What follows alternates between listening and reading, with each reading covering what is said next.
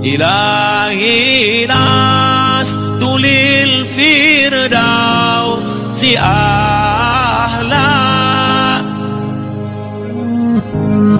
ولا أقوى. Pesan yang terakhir,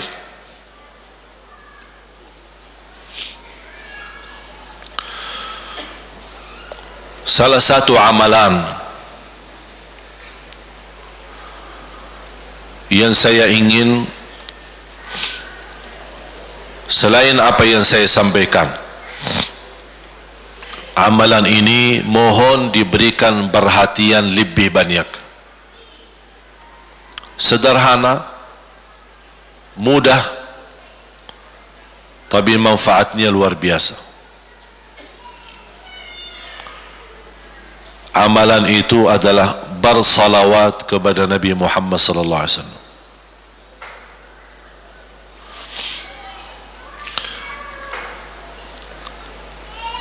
Kali ini saya tidak minta anda bersalawat seperti biasa. Saya yakin Bapak Ibu suka bersalawat, tapi kali ini saya ingin anda membawa salawat kepada Rasul dengan penuh rasa cinta. Demi Allah jamaah sekalian, tidak ada di antara kita yang bisa dan mampu membalas kebaikan Nabi Muhammad untuk kita semua. Salawat kepada Nabi Muhammad, satu kali salawat kita dapat 10 kali rahmat. Ini baru satu kali, dapat 10 kali rahmat. Nabi Muhammad menjadi Nabi kebanggaan kita, rahmatan lil alamin, termulia akhlaknya. Yang paling mulia akhlaknya terhadap istrinya, itulah Nabi Muhammad sallallahu alaihi wasallam. Setiap malam saya suka minta maaf sama istri saya. Saya sampaikan, mohon maaf, saya belum mampu menjadi semulia akhlak Nabi Muhammad sallallahu alaihi wasallam. Yang termulia akhlaknya terhadap istrinya Nabi Muhammad. Makanya kata Rasulullah di hadis yang sahih,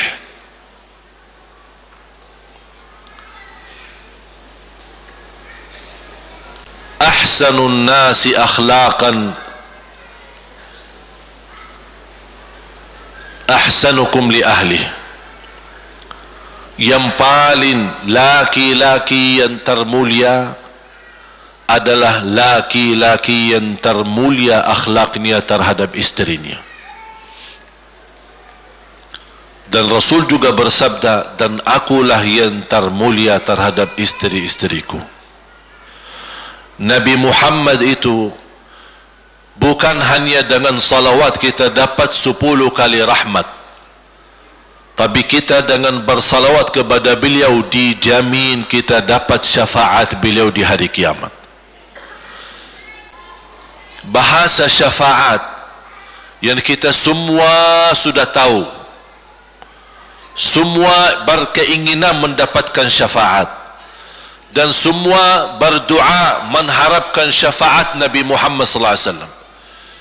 Tapi Bapak Ibu belum tahu sejauh mana kemuliaan syafaat yang kita tunggu yang diberi nanti oleh Rasulullah sallallahu alaihi wasallam. Syafaat Nabi Muhammad sallallahu alaihi wasallam adalah langkah yang kita harapkan, bukan hanya umat Islam, bahkan seluruh umat, Yahudi, Nasrani, Buddha, Hindu, seluruh manusia di hari kiamat mengharapkan syafaatnya yang disebut dalam hadis asy-syafa'atul kubra, syafaat yang paling agung yang Allah izinkan Nabi Muhammad untuk diberi kepada seluruh manusia, yang Islam maupun yang tidak Islam.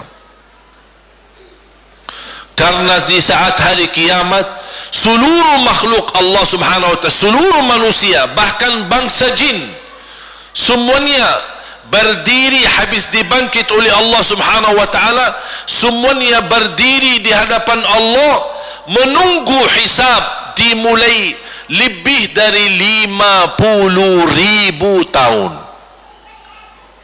Bisa enggak terbayang berdiri berapa lama? 50.000 tahun. Dan semuanya keadaan laki dan perempuan sebagaimana baru dilahirkan. Bisa enggak Bapak Ibu terbayang? Sekarang mohon maaf, ibu-ibu yang begitu berjilbab, pakaiannya yang rapi dan sopan, Masya Allah, tertib, bersih, make up, cerah mukanya, bisa menarik perhatian. Betul enggak? Bagaimana di hari kiamat?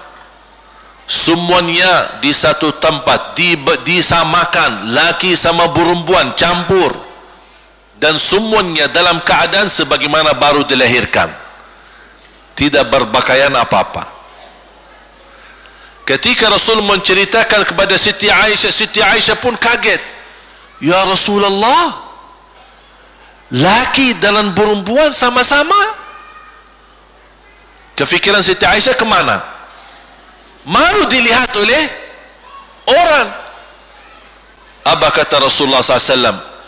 Wahai Aisyah, di saat itu kesibukan manusia pandang kepada Allah Subhanahu wa taala menunggu hisab lebih daripada kefikiran yang lain. Bisa enggak terbayang? Saya yakin tidak bisa terbayang. Mohon maaf, apapun kesibukannya, biarpun dahsyat yang menarik perhatian, tetap ada kesempatan masih cuci mata.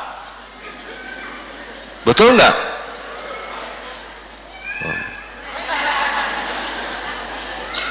Tapi kalau di hari kiamat beda keadaannya. Apapun yang saya jelasin tidak akan mungkin Bapak Ibu bisa bayangkan, karena itu bukan dahsyat lagi, tapi di luar batas kemampuan kita. Makanya Siti Aisyah sebagai manusia wajar kalau terkejut. Ya Rasulullah, kami dan laki-laki sama-sama. Rasul maklumi fikiran Siti Aisyah sebagaimana memaklumi fikiran kita yang sama. Tapi ternyata kalau di sana beda. Makanya di saat itu belum lagi matahari didekatkan. Disebut dalam hadis mil, 1 mil. Di dalam satu hadis 1 mil adalah, kalau untuk gelang mata itu kan berapa ukurannya? Berapa senti ya? Sangat kecil. Betul? Kalau dalam bahasa Arab itu namanya mil. Berarti ukuran nanti di hari kiamat kita berdiri 50.000 tahun dan mataharinya dekat seperti ini. Di riwayat mil bukan yang itu maksud, tapi adalah ukuran perjalanan 1 mil. Kira-kira 1 mil cukup jauh? Sama, kurang lebih berapa kilo? 1,5 kilo? Ya, kurang lebih 1,5 kilo. Sekarang jutaan kilometer kita merasa panas. Sudah ada AC, sudah ada kipas, sudah ada ujang, sudah ada ini, tapi merasa begitu panasnya. Itu jutaan kilometer. Bagaimana kalau 1,5 kilo? Makanya Rasul menggambarkan nanti di hari kiamat, yang biasa di dunia kalau kita keringat dari atas ke, kalau di hari kiamat terbalik, keringat kita dari bawah ke atas. Ini tergantung dosa kita. Kata Rasulullah, ada yang keringatnya sampai ke mata kaki, ada yang sampai ke lutut, ada yang sampai ke paha, ada yang sampai ke perutnya, ada yang sampai ke dadahnya, ada yang sampai ke lehernya, Bahkan ada yang sampai merasa sudah sesak nafas, ingin melamatkan diri supaya tidak tenggelam di dalam keringatnya sendiri. Dalam keadaan itu 50.000 tahun. Di situ manusia sudah merasa gelisah, sudah cukup merasa tersiksa. Semua larinya, penolong siapa yang bisa menolong kita? Kita minta tolong kepada siapa yang bisa menyampaikan hajat kita kepada Allah supaya mulai hisab? Karena sudah kita tidak kuat lagi. Semuanya larinya kepada Nabi. Nabi Adam, Nabi Ibrahim, Nabi Nuh, Nabi Musa, Nabi Isa. Semuanya jawab yang sama. Nafsi, nafsi. Allahumma sallim, sallim. Ya Allah, selamatkan diriku sendiri. Tak ada yang urus anak, isteri, suami, keluarga, apalagi manusia lain. Sama keluarganya saja dia lari. Tak ada. Nafsi, nafsi. Diri sendiri, ya Allah selamatkan.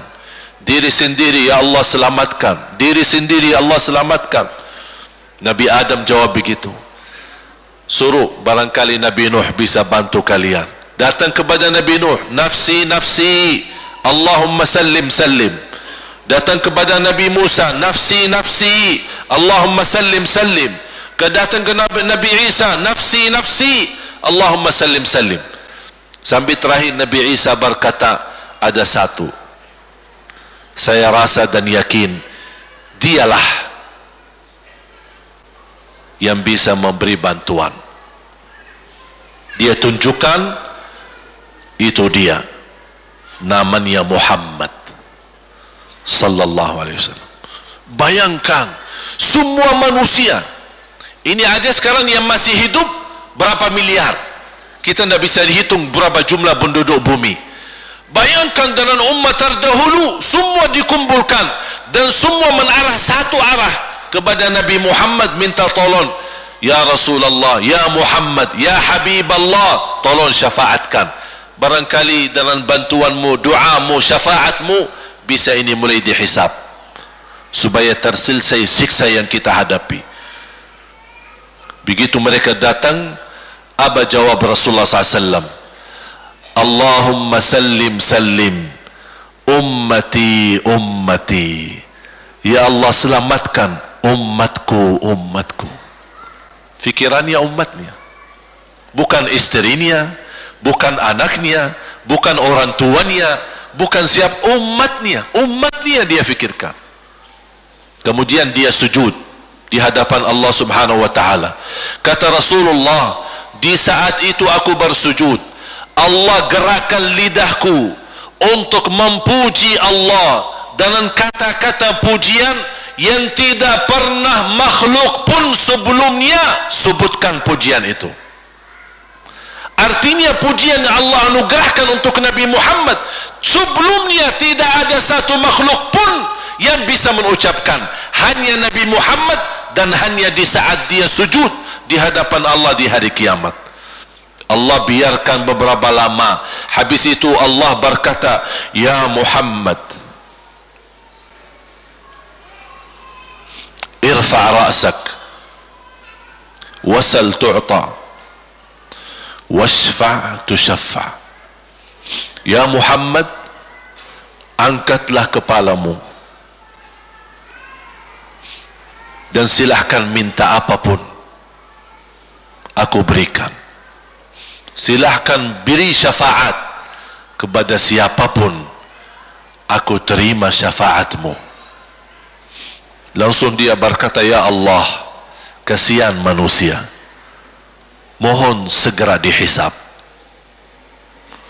Baru mulai dihisab, turun kitab-kitab.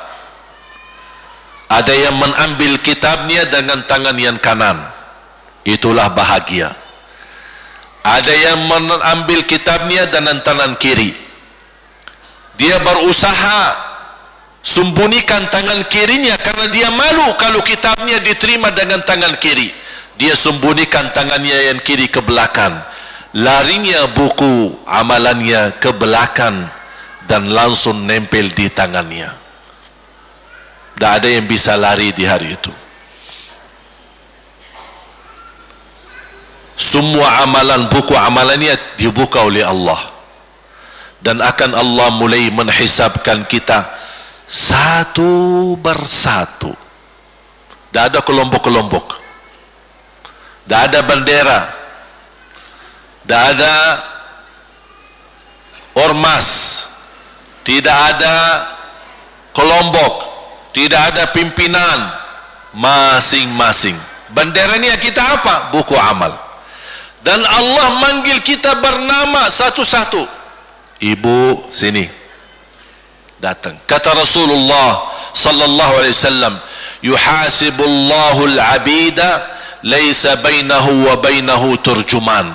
Allah akan hisab hamba-hambanya satu demi satu, bersatu-bersatu, dan tidak ada penerjemah. Jadi tidak bagi terjemah, translate. Ya Allah, saya tidak mengerti bahasa Arab, saya tidak mengerti bahasa, ya Allah, gimana ini, saya butuh translate atau benacara supaya bisa bantu saya lulus dari hukum. Tidak ada. Yang hakim Allah, keputusannya Allah, yang menentukan Allah, mahkamah yang dikuasai Allah, hamba di hadapan Allah, saksi semua, tangan saksi, mata saksi, lidah saksi, kaki saksi, buku amal saksi, malaikat saksi. Bagaimana kita mau lari? Ditanya oleh Allah, hei hambaku, ingat enggak di malam itu, di tempat itu, kamu berlakukan dosa itu? Seorang hamba yang masih memiliki iman, dia merasa dan ingat, dan dia merasa malu, dia tunduk kepalanya. Kata Allah, malu ya, malu. Tunduk, ya malu ya Allah, malu, malu. Dan subhanallah, tanda rahmat Allah, ketika Allah bertanya dengan kita, tak ada orang lain yang bisa lihat. Supaya apa? Supaya hisab kita di antara kita sama Allah tidak terbocor kepada orang lain, supaya tidak malu sama orang lain. Allahu Akbar. Habis kita sudah raku diri, ya Allah, saya ingat dan saya rasa salah dan saya malu. Apa kata Allah? Waktu itu kamu lakukan dosa itu, aku tutupi, aku tutupi. Tak ada yang tahu. Kita lakukan dosa ini udah sekian tahun, ada yang tahu enggak? Tak ada yang tahu. Karena kita lakukan di saat sembunyi. Kata Allah, di saat itu kamu lakukan dan kamu tahu itu dosa, tapi aku tutupi supaya kamu jangan menjadi malu di depan keluarga atau di depan sahabat. Aku tutupi. Dan aku sekarang sudah menutupi dosamu di dunia, dan sekarang aku hapuskan dan ampuni dosamu di akhirat. Allahu Akbar. Disitulah terasa anugerah, ampunan Allah yang maha kuasa. Dan Allah di saat itu mampu menghukum kita. Dan kalau Allah menghukum kita, Allah tidak pernah menzalimi kita. Justru itu keadilan Allah, tapi Allah tidak memperlakukan keadilannya, justru yang mendahulukan ampunan dan kasih sayangnya. Habis selesai hisab, harus semua tanpa kecuali liwati neraka Jahannam di atas sirat. Sirat yang panjang, yang kejam seperti pedang, yang tipis sampai tidak bisa dilihat oleh mata. Katanya tipisnya seperti, subhanallah, imam bisa jalan di atas rambutnya. Kejam lagi, masuk di atas serat, terus jalan. Di saat itu ada doa yang ia melamatkan kita sampai menuju surga. Nabi Muhammad sallallahu alaihi wasallam, dia sudah duluan. Kalau Sayyidina Abu Bakar perjalanan di atas sirat disebutkan 100 tahun, tapi Sayyidina Abu Bakar satu langkah di atas sirat, langkah kedua di depan pintu surga. Dahsyat. Ini Sayyidina Abu Bakar seperti itu. Bagaimana Rasul? Rasul sudah menunggu di depan. Mulai manusia satu persatu jalan di atas sirat. Dan Rasul di saat itu sibuk berdoa, Allahumma sallim sallim, ya Allah selamatkan umatku, ummati ummati, ummati ummati, sampai mereka terselesai. Sampai di situ saja. Sebelum masuk surga ada berita gembira untuk umatnya Nabi Muhammad sallallahu alaihi wasallam. Tidak boleh ada yang masuk surga harus berjumpa dengan beliau dulu, pertama muka, dan disediain minum yang disebut air Al-Kautsar, dan di situ banyak gelas. Tinggal kita ambil gelas dan minum. Begitu kita mau ambil gelas dan minum, datang Rasul, jangan kamu minum langsung dari tanganku sendiri. Barang siapa yang minum dari tanganku tidak akan haus selama-lamanya. Allahu Akbar. Di situ terasa kemuliaan. Begitu kebahagiaan kita bertemu dengan Nabi Muhammad dan bisa langsung minum dari tangan Nabi Muhammad sallallahu alaihi wasallam. Bukan hanya begitu saja, bahkan Nabi Muhammad memegang tangan kita, mengajak kita masuk 8 pintu surga. Ada 8 pintu. Rasul bersabda, satu pintu luasnya seperti antara langit dan bumi. Satu pintu antara langit dan bumi luasnya. Dan kata Rasulullah, di saat itu akan manusia gesa-gesaan untuk masuk surga. Itu tanda apa? Banyak yang akan masuk. Mudah-mudahan kita terhitung dari yang banyak. Begitu ahli surga masuk, kira-kira Rasul berhenti? Ahli surga sudah masuk, sudah aman? Tidak.